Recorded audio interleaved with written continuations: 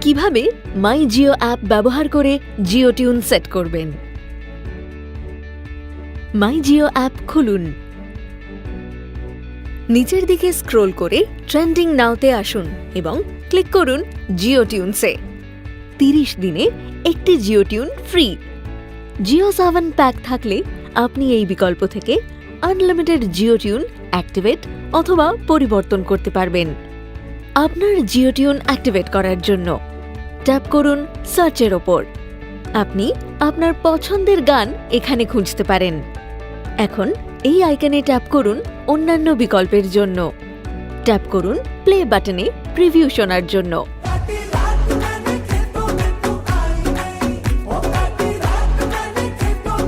Click করুন সেটের ওপর গানটি জিও টিউন হিসাবে সেট করার জন্য।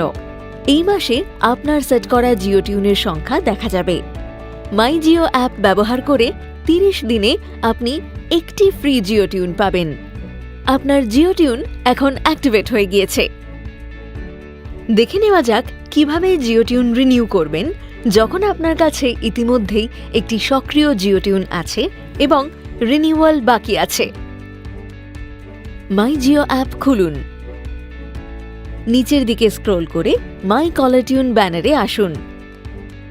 যখন মেয়াদ শেষ হতে 5 দিন বাকি থাকবে, আপনি রিনিউ বাটন দেখতে পাবেন।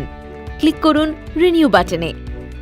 যদি আপনি ওই একই জিও টিউন পরবর্তী 30 দিনের জন্য রাখতে চান, ইয়েস এর ওপর ক্লিক করুন। আপনার পছন্দের জিও টিউন পরবর্তী 30 দিনের জন্য রিনিউ হয়ে গিয়েছে। এছাড়াও আপনি এই জিও টিউনের মেয়াদ শেষ হওয়ার কতদিন বাকি তা দেখতে পাবেন। এবার মাই জিও অ্যাপ ব্যবহার করে জিও টিউন ডিঅ্যাক্টিভেট করার পদ্ধতি দেখব। মাই জিও অ্যাপ খুলুন। নিচের দিকে স্ক্রোল করে মাই কলার টিউনে আসুন এবং ডিঅ্যাক্টিভেটে ক্লিক করুন। ক্লিক করুন ইয়েস এর ওপর। আপনার জিও টিউন ডিঅ্যাক্টিভেট হয়েছে।